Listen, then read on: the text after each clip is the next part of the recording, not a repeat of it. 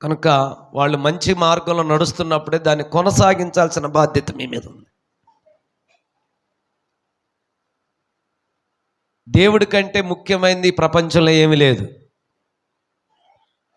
డబ్బే ముఖ్యమైతే దేవుడి ఈ లోకానికి అవసరం లేదు. డబ్బుతో బతికేయచ్చు అనుకుంటే ఈ ప్రపంచంలో ఈ హాస్పిటల్ ఉండేవి కాదు. డబ్బు బతికిస్తే, డబ్బు ఎవరిని బతికించలేదు, దేవుడు ఒక్కడే బతికించగలడు. కనుక జాగ్రత్త, మీ పిల్లల్ని జాగ్రత్తగా గమనిస్తూ దేవునికి దగ్గర చేయండి. ఆస్తిపాస్తులు ఇవ్వకపోయినా పర్వాలేదు, దేవునికి దగ్గర చేసి దేవునికి అప్పచెప్పండి. దేవుడే వారి భవిష్యత్తును చూసుకుంటాడు. వాళ్ళకి ఏ తక్కువ చేయనివ్వడు దేవుడు. అలా కాకుండా నీ యొక్క అనవసరమైన కార్యాల కోసం, లోకం కోసం దేవుణ్ణి దూరం చేయొద్దు. కొంతమంది చదువును బట్టి దేవుడికి దూరం అయిపోతారు. అడిగితే చదువుతున్నాము, అడిగితే పరీక్షలు, ఉట్టిదే, అంత డ్రామా అది నేను నమ్మను అసలు. చదువును బట్టి దేవుడిని దూరం చేయొద్దు. మేబీ చదువు లోపలికి రావచ్చేమో కానీ క్యారెక్టర్ మారిపోద్ది. దేవుడు దూరం అయితే లోక జ్ఞానం లోపలికి వస్తుంది, ఆ చదువు లోపల ఉంటుంది, కానీ క్యారెక్టరు, స్వభావం ఏమైపోద్ది? మారిపోతుంది దేవుడికి దూరం చేస్తే. కొన్ని వారాల నుంచి నాలో దేవుడు పెట్టిన భారం అది, ప్లస్ కొన్ని కార్యాలు కూడా, కొంతమందిని కూడా దేవుడు పరిచయం చేసినప్పుడల్లా వాళ్ళ బాధ కూడా వాళ్ళు వ్యక్తం చేస్తుంటే చాలా బాధేస్తూ ఉంది. దౌర్భాగ్యమైన పరిస్థితుల్లోకి ఈ లోకం వెళ్ళిపోతుంది. కనుక తల్లిదండ్రులుగా, ఒక దేవుని పిల్లలమైన మనం, తల్లిదండ్రులుగా మనం అంటే యేసుని ఎరిగిన తల్లిదండ్రులుగా మనం, మన బాధ్యత ఒకటేమిటంటే, మొదట మన కుటుంబాన్ని ఏం చేయాలి? మన పిల్లలను దేవునికి సమీపంగా ఉంచేవారిగా చేయాలి, దేవునిలో నిలిచేవారిగా చూడాలి. రెండవదిగా, సాధ్యమైనంత వరకు దేవుడిచ్చిన కృపతో అనేకరిని దేవుని తట్టు మార్చే జీవితాలుగా మన జీవితాలు ఉండాలి. యేసు ప్రభు వారు ఏమన్నారు? మొదట ఆయన అన్నాడు, నేను ఈ లోకానికి వెలుగై ఉన్నాను అన్నాడు. రెండోది అన్నాడు, మీరే ఈ లోకానికి వెలుగై ఉన్నారు. చప్పట్లు కూడా దేవునికి స్తోత్రం చెప్పండి. ఆయన మొదట లోకానికి వెలుగై ఉన్నాడు, వెలుగుగా ఈ లోకానికి వచ్చాడు. ఇప్పుడు మనల్ని ఏం చేశాడు? ఆయన వెలిగించాడు. వెలిగించబడిన మనము లోకాన్ని ఏం చేయాలి? వెలిగించాలి. లోకాన్ని వెలిగించాలి. చీకట్లో ఉన్న వారందరినీ వెలుగులోకి ఏం చేయాలి? నడిపించాల్సిన బాధ్యత మన మీద. కనుక ఈ విషయాన్ని గుర్తించుకొని వారందరి కొరకు బహుబలంగా ప్రార్థన చేద్దాం. ప్రభు చిత్తమైతే, ప్రభు కృపను దేవుడు సహాయం చేస్తే, మరలా ఎన్ని ఆటంకాలు ఉన్నా దేవుని సువార్తను అక్కడ మరలా ప్రకటిద్దాం. చప్పట్లు కొట్టి దేవునికి స్తోత్రం చెబుతా. హల్లెలూయా. వాక్యం చెప్తుంది, దేవుని ఆత్మ ఎక్కడ ఉండునో అక్కడ స్వాతంత్ర్యం ఉండును అని రాయబడింది. దేవుని ఆత్మ దేవుడు సంచరిస్తే అక్కడ సాతాను క్రియలన్నీ ఏమైపోతాయి? లయమైపోతాయి. వెలుగు కలిగిద్ది. మొదట వాళ్ళకి ఆ భ్రమ నుండి బయటపడతారు. ఆ దౌర్భాగ్య స్థితి నుంచి రావాలంటే ఒక్కటే, దేవుని యొక్క ఆత్మ కార్యం జరగాలి. ఇంకెవడు మార్చలేడు. నువ్వు వెళ్ళి చెబితే, నేను డైరెక్ట్గా చెబితే ఏమంటారు తెలుసా? నీకెందుకయ్యా, నీ పని చూసుకో అంటారు. ఎందుకంటే వాళ్ళు, అరే పెద్దోడే, వయసు ఉన్నవాడే, వాళ్ళతో వాళ్ళు అనకూడదని కూడా వాళ్ళకి తెలియనిదు. ఎందుకంటే ఆ భ్రమ, ఆ దురాత్మ అట్ట వాళ్ళని ఏం చేస్తుంది? భ్రమపరుస్తూ ఉంటుంది. కనుక సాతాను ఈ అంత్య దినాల్లో ఎవరిని మింగుదమా అని గర్జించు సింహం వలె తిరుగుతున్నాడట. అందుకే పాపాన్ని విస్తరింపజేస్తున్నాడు. కనుక దేవుని పిల్లలుగా మనం బాధ్యతగా నశించిపోతున్న ఆత్మలని విడిపించడానికి, నిన్ను నన్ను దేవుడు ఒక చీకట్లో నుండి వెలుగులోకి నడిపించాడు. నేను బాగున్నా, నా కుటుంబం బాగుందంటే మాత్రం సరిపోదు. అందుకు నువ్వు రక్షించబడలేదు. నేను బాగున్నాను, నా కుటుంబం బాగుందని చెప్పుకుంటే యేసయ్య కూడా అలాగే అనుకొని పరలోకంలోనే ఉన్నట్టయితే ఈరోజు మనందరం బలైపోయేవాళ్ళం. మొదట మన కుటుంబాన్ని జాగ్రత్త చూసుకోవాలి. 2, మన వలన అనేక మంది చీకట్లో నుంచి వెలుగులోకి రావాలి. గట్టిగా హల్లెలూయా చెప్పండి. ఇది దేవుడు ఈ లోకంలో ఎదురు చూస్తున్న కార్యం. ఎన్ని ఆత్మహత్యలు జరిగిపోతున్నాయి, ఎంతమంది చనిపోతున్నారు. కనుక దేవుని పిల్లలుగా ఒక భారం ఉంటుంది. నా ఇంట్లో జరగలేదు, మా కుటుంబంలో జరగలేదు అనేది ఉండదు. దేవుని పిల్లలకి ఏందో తెలుసా, కుటుంబం అంటే ప్రపంచం మొత్తం వారి కుటుంబమే. ఆమేన్ చెప్పండి. ఎందుకంటే మనందరికీ తండ్రి యేసయ్య. చప్పట్లు కూడా దేవునికి స్తోత్రం చెప్పండి. హల్లెలూయా. కనుక ఆ ఆ ప్రపంచ కుటుంబంలో ఎక్కడ ఏం జరుగుతున్నా దేవుని పిల్లల్లో ఒక భారం పెరిగిద్ది, బాధ పెరిగిద్ది, వేదన పెరుగుతుంది. అయ్యో నశించిపోతున్నారని వేదన కలిగినప్పుడు దాని కొరకు మనము కూడా ఏదో ఒక ప్రయత్నము చేయడానికి ముందుకు వెళతాం. ఆమేన్ చెప్పండి గట్టిగా. కనుక మొదటిగా మన ఇంటిని బాగు చేద్దాం. ఫస్ట్ ఏం చేయాలి? ఫస్ట్ మన ఇంటిని బాగు చేసుకుందాం. రెండవది మనల్ని బట్టి ఇంకా కొన్ని కుటుంబాలని బాగు చేద్దాం.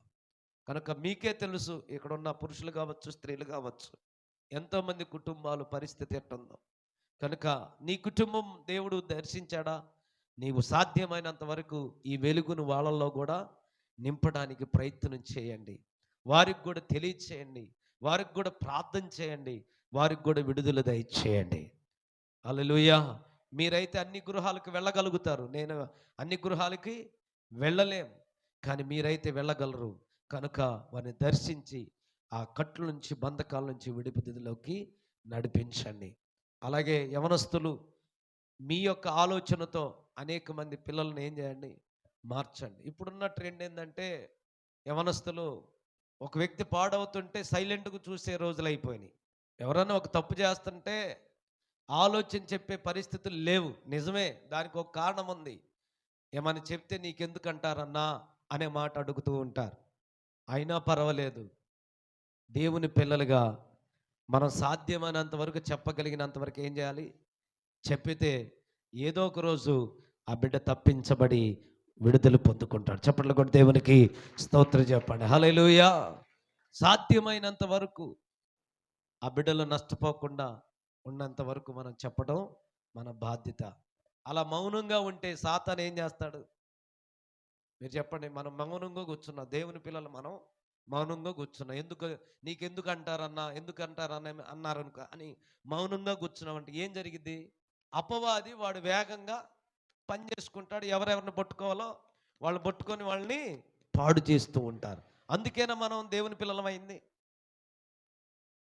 నీలో ఉన్నవాడు లోకములో ఉన్నవాడు కంటే గొప్పవాడు కనుక నీలో ఉన్న యేసును బట్టి వారిని క్షమించి మరలా వాళ్ళని ఏం చేయాలి?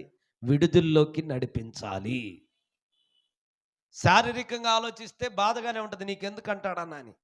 కానీ మనం శారీరకంగా ఆలోచించకూడదు, ఒక ఆత్మ మనుషులుగా ఆలోచించాలి. వాడు ఏమైనా అనుకొని వాడు మారాలి, నాకు కావాలి అంతే. తిట్టుకున్నా తిట్టుకొని, కానీ మనం ఏం చేయాలి? వాడు మారటం నాకు కావాలి అనే విషయాన్ని మీరు హృదయంలో పెట్టుకొని ఈ సాతాను యొక్క క్రియల నుంచి ప్రజలను విడిపించాలని ప్రభు పేరిట మనవి చేస్తూ ఉన్నాను. హల్లెలూయా. దయచేసి ఈ అంత్య దినాల్లో దేవుడు కోరుకుంటుంది అదే, నీ వలన కొందరు మారాలి. కొంతమంది పాపం చేస్తుంటే మీరు దానిలో ఎంటర్టైన్ చేయకూడదు. ఎంటర్టైన్ అంటే ఏదో జోక్గా దాన్ని తీసుకోకూడదు. ఎవరో ఒక మిస్టేక్ చేస్తున్నారు, తప్పు చేస్తున్నారు, దాన్ని నువ్వు కూడా జోక్గా మరంట వాళ్ళంట ఇటు చేస్తున్నారన అన్నావు అనుకో, నువ్వు కూడా సాతాను బిడ్డవే. నీలో బాధ కలగాలి. ఒకళ్ళు తప్పు చేస్తున్నారనే విషయం నీకు తెలియగానే నీలో ఏం కలగాలి? అప్పుడు అది దేవుని బిడ్డ యొక్క లక్షణం. ఒక వ్యక్తి తప్పు చేస్తుంటే ఈ అని నవ్వుతూ దాన్ని జోక్గా తీసుకుంటూ టైంపాస్కి మాట్లాడుకుంటున్నావంటే నీలో కూడా సాతాను క్రియ ఉందనే సంగతి మర్చిపోవద్దు. ఇది సాతాను తంత్రం. ఒక వ్యక్తి పాపం చేస్తున్నాడని తెలిసినప్పుడు ఆ వ్యక్తి విషయమై మనలో భారము, దిగులు, వేదన రాకుండా టైంపాస్కు మాట్లాడుకున్నామంటే ఇది సాతాను తంత్రం. సీరియస్గా తీసుకోకుండా నువ్వు దేవుని బిడ్డవై ఉండి, దేవుని పిల్లలమైండి, మనం ఇలా చేయకూడదు, ఎట్టయినా ఆ వ్యక్తిని మార్చాలనే తపన కాకుండా టైంపాస్కి, జోకులకి మాట్లాడుకుంటే నువ్వెట్ట దేవుని బిడ్డవవుతావు? మళ్ళీ దాన్ని నలుగురికి చెప్పుకోవటం. నలుగురు చెప్పుకోవడానికే దేవుడు నీ దగ్గర తెచ్చింది ఆ వార్త. నువ్వు ఒక దేవుని బిడ్డవి, నిన్ను బట్టి ఆ వ్యక్తి ఏమవ్వాలి? మారాలి. అందుకే దేవుడు ఆ వార్త నీ దగ్గరకు తెచ్చాడు. ఆ వార్త నీ దగ్గరకు తెచ్చాడంటే కారణం ఏంటో తెలుసా? నీ ద్వారా ఆ వ్యక్తి మార్చాలి. అంతే తప్ప ఆ వ్యక్తి గురించి నలుగురికి జోక్గా మాట్లాడుకోవడానికి కాదు. గట్టిగా హల్లెలూయా చెప్పండి. గట్టిగా హల్లెలూయా చెప్పండి. హల్లెలూయా. దయచేసి ఈ విషయాన్ని సీరియస్గా తీసుకోండి. సాతాను చేస్తున్న పెద్ద తంత్రం ఇది క్రైస్తవ లోకంలో. పాపాన్ని టేక్ ఇట్ ఈజీగా తీసుకోవటం. నేనేం చేయట్లేదు, నువ్వేం చేయాల్సిన అవసరం లేదు. చేసే వ్యక్తిని గుర్చిన వేదన నీలో కలగపోతే నీలో పరిశుద్ధాత్మ దేవుడు క్రియ చేయట్లేదు. ఒక వ్యక్తి తప్పు చేస్తున్నాడనే విషయం నువ్వు విన్నప్పుడు నీలో వేదన కలిగిందంటే ఖచ్చితంగా నీలో ఆత్మకార్యం జరుగుతుంది. చప్పట్లు కొట్టి దేవునికి స్తోత్రం చెప్పండి. అలా కాకుండా ఆ ఒక వ్యక్తి తప్పు చేస్తున్నాడనే విషయాన్ని విని దాన్ని ఎంటర్టైన్గా నలుగురికి చెప్పుకుంటూ తిరుగుతున్నావు అంటే ఖచ్చితంగా అది సాతాను, అది సాతాని క్రియ.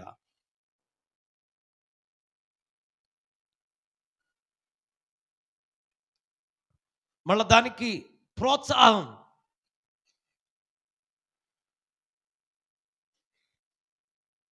అది భయంకరమైన శాపం.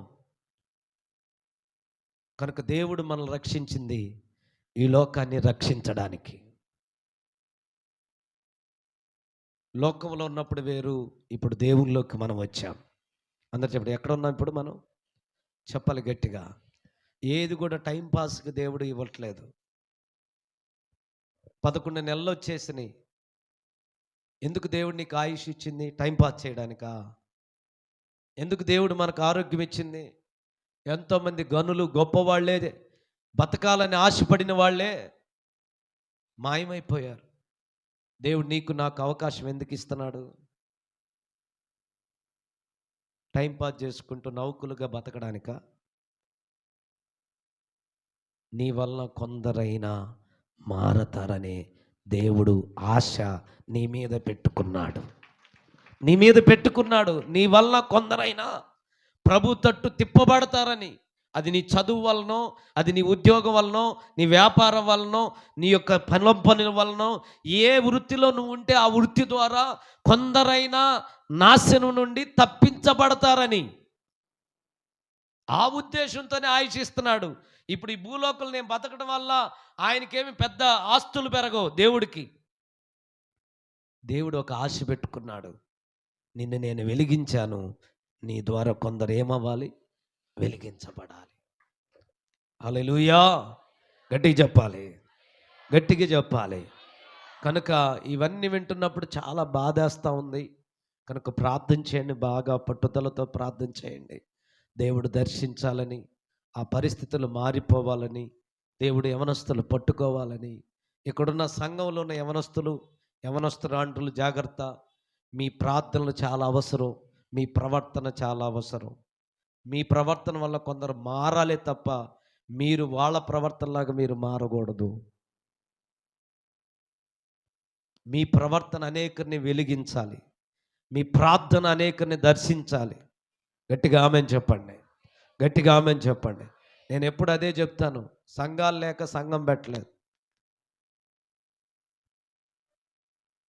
మన వల్ల కొందరైనా ఏమవ్వాలి? మారాలి. అది ఒకటే గురి పెట్టుకో. నా వల్ల కొందరైనా, అందరని ఆ మాట, అది దట్స్ ఆల్, అంతే. నీ బ్రతుకుకి నా బ్రతుకుకి మూలం అదొకటే, ఇంకేమొద్దు. ఏదైనా చెయ్యి, వ్యాపారం చేసుకున్నావు, ఉద్యోగం చేస్తున్నావో, పని చేసుకున్నావో, ఏదైనా చెయ్యి, కానీ ఒకటే గురి, నేను బ్రతికినంత కాలంలో నా వలన కొందరైనా మారాలి. గట్టిగా ఆమేన్ చెప్పండి. గట్టిగా రెండు చేతుల పైకి తల్లిలు చెప్పండి గట్టిగా.